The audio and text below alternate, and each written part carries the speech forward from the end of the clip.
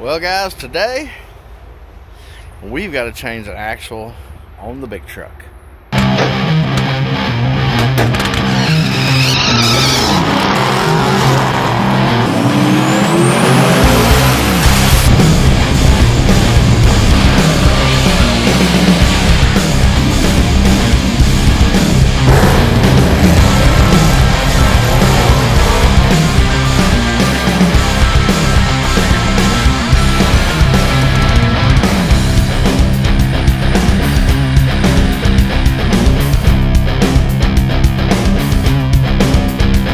So after going to one of the properties to do a hog removal, so if you guys keep up with my other channel, 704 Outdoors, you guys know I'm the host of a hunting show. And this right here is my hunting truck that we travel all around doing hog removal services and filming the show. Anyways, I broke the front axle. And it was, this is small click click every occasional when you're turning. If you guys know anything about CV axles, same issue like if you had an old Honda Civic or or a Toyota or whatever, Nissan, and you had CV axles front wheel drive and you hear that click. Well, same thing on this, much bigger scale. So I heard the clicking and popping really bad coming from camp the other day, so I went ahead and picked up CV axle, which is part number GM8026. I got the precision CV shaft. So good thing is this is a super easy switch, because the way it connects on the differential.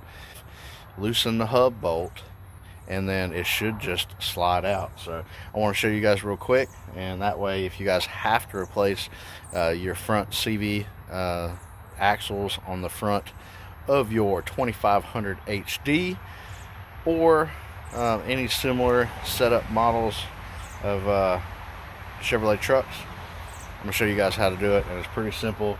The great thing is we don't have to bust any ball joints, because I just rebuilt the whole front end, upper control arms, lower ball joints, all that stuff. And when we were in there, we saw the boot was broken, we saw a little play, and we're like, we're in a hurry, it'll last a little while. It was a weekend, we didn't want to go and order another axle and all that good stuff, which we should have.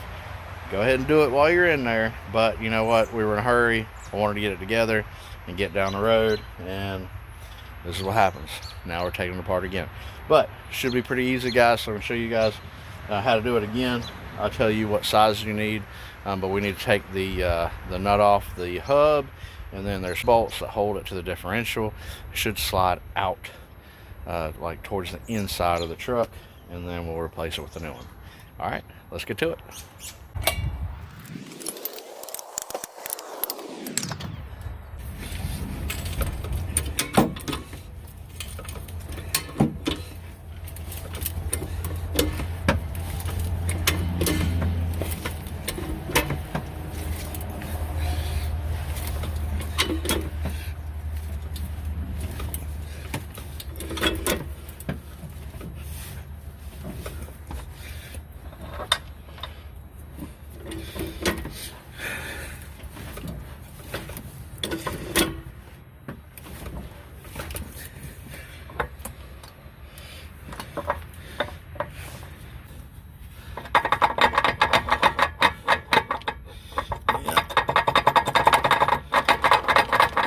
There's a problem.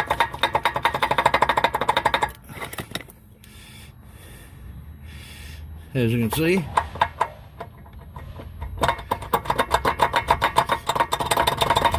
there's our broke axle.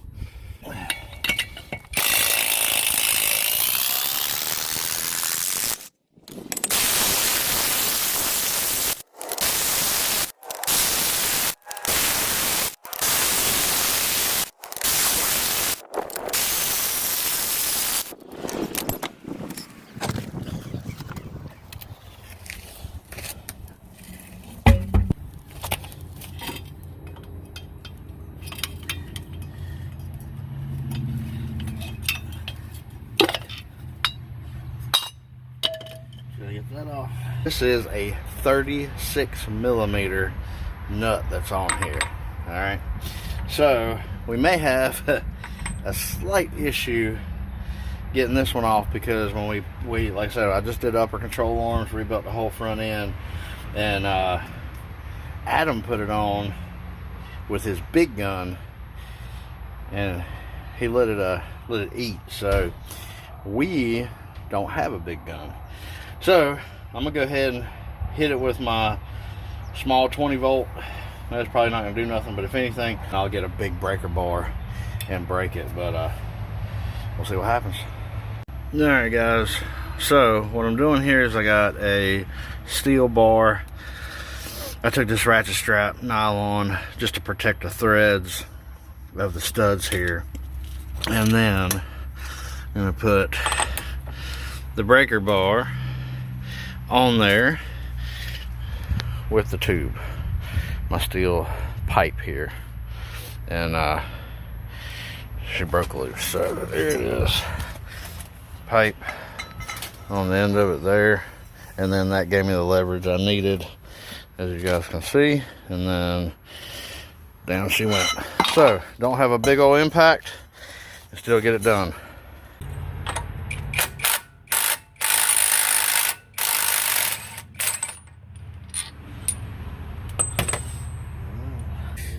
So there's bolts holding this axle into the differential, and they are a 15 millimeter.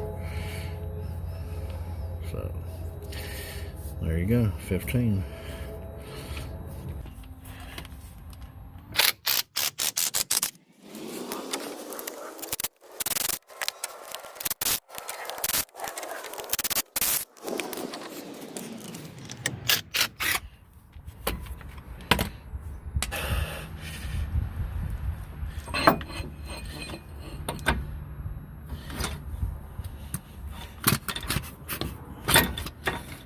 Yeah, it's gonna hang.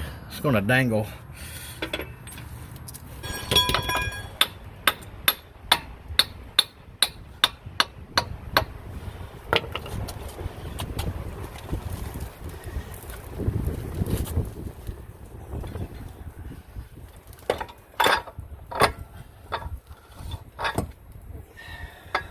All right, now we got that out.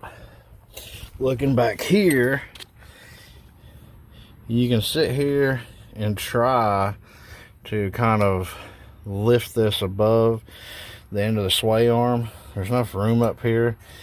Try to snake it out, and just, it's going to be aggravating as heck. But you can go ahead and get 14 millimeter, put it on your sway bar end links, just zip this off, and then you'll be able to have plenty of room to slide that out. So you can see right there, once that sway bar end link's out of the way, you've got all the room in the world. That's the only thing blocking this axle from coming out right now, is just that end link. So we're gonna go ahead and zip that off real quick. All right, so when you undo the sway bar end link, you got your 14 millimeter nut at the top. Just keep up with the way the bushings are. So there was a bushing at the very top, so we pulled that off. There's a bushing above this spacer tube, okay, and then you've got obviously your stud. When you take this off, like I said, you're gonna have essentially a washer between each bushing and this spacer, right? So it sits in there like similar to that. But just keep up with it. I was actually talking with the wife when I took it off, and forgot I didn't hit record, so you guys didn't actually see me zip it off, but that's essentially how it is. But now we've got enough space to where that will just fall out. There we go. See you out. One axle out. Easy, guys. It's no big deal. All right. I really thought I could do it without taking out the sway bar end link, but I mean, that's simple as it is too. Again, there's the parts. The good thing is, if you have to, you could always look at the other side to see how the bushings go. And you see it on that side right there. You see sway bar end link, bushing, washer, spacer bar, that tube, spacer tube, washer, bushing. So then you can just reassemble this one when you put it back in, but it's not that big a deal, guys. Feel better. I didn't want to break up my set either. Back in black. Drove all the way home to change. Alright, so here is the axle we pulled out. Here is the new axle we picked up. Hopefully it's the right one. Hopefully. Let's see.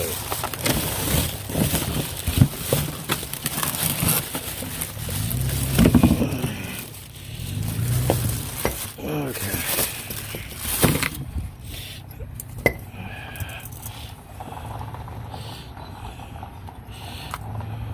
Alright. That's pretty close.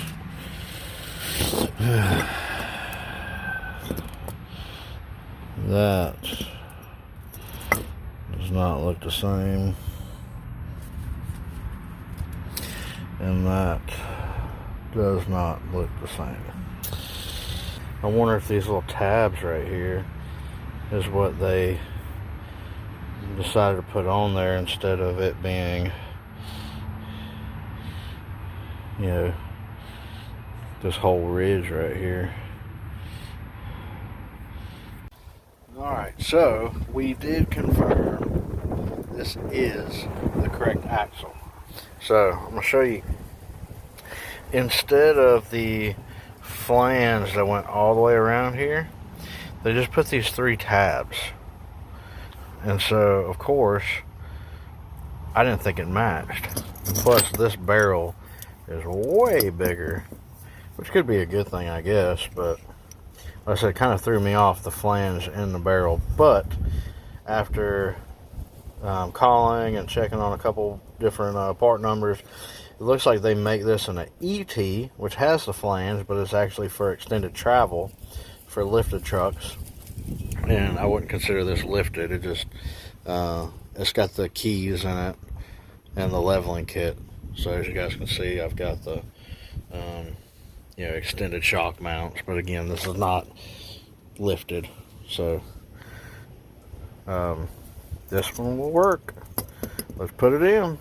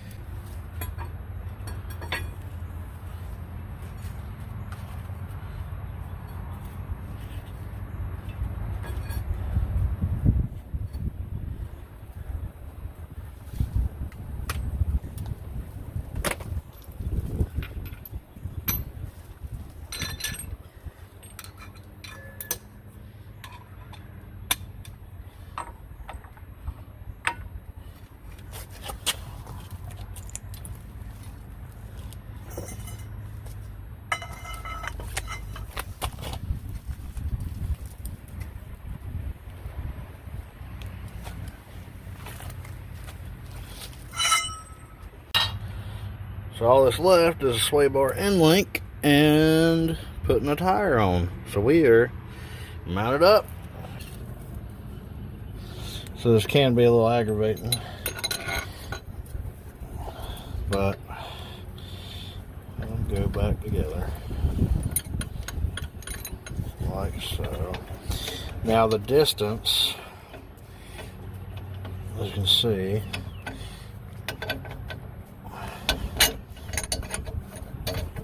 okay. So once this sits in there, all right, so you see how the distance, this tube, when I took it out, was under tension. So I'm not going to be able to get this bushing back in there unless I lower it down some. So what I'm going to do is I put a jack under the cross member right here, and then I'm going to lower this control arm and just give myself enough room to be able to put that link back in.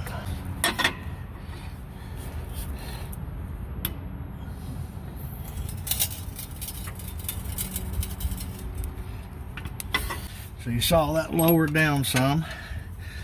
So let's see if we can get our tube in here and our bushing. So here's our tube. And this is the frustrating part, is trying to hold all these pieces together.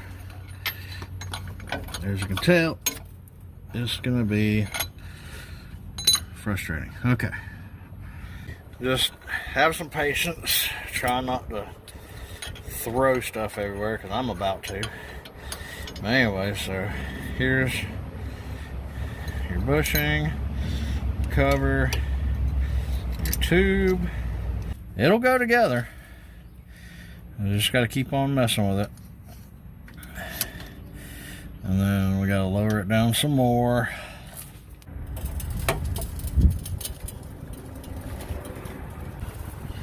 As you can tell, I'm not a fan of this part.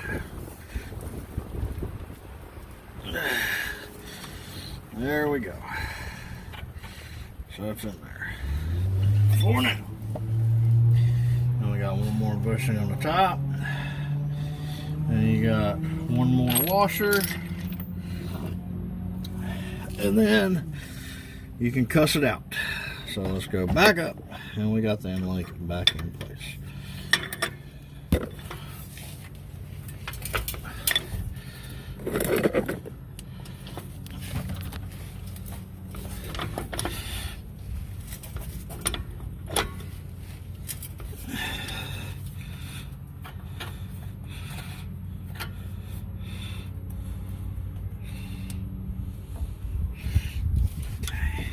So as you guys can tell, it's aggravating. Absolutely aggravating. I hate these things because it's just a combination. You got to jack it up, lower it, jack it up till you finally get into place. We got to stud back in. And of course, the bushing fell again. So you got to chase bushings and washers every time you make an adjustment. So of all the parts you can put on and take off of this dang truck, that's the aggravating one.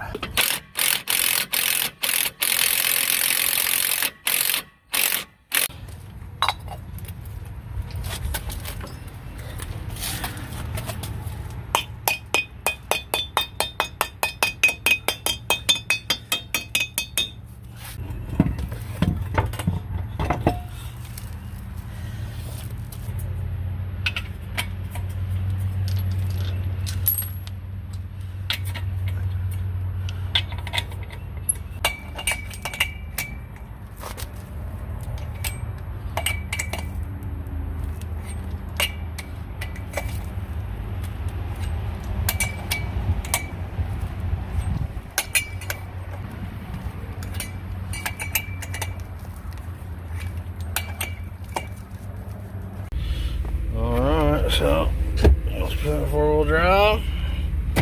She locked in.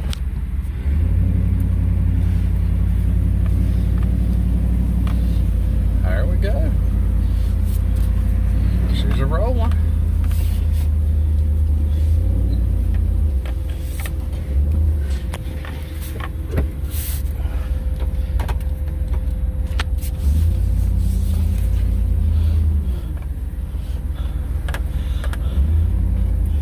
I do believe we are good to go.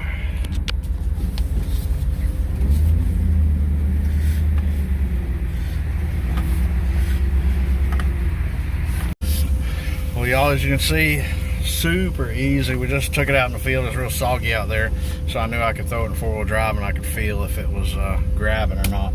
So we are fixed. We're gonna head on down to hunt camp and see if we can't get after some hogs. But quick job, didn't take too long, and you can do it right in your driveway. Just a jack, a couple of hand tools, and on to the next one.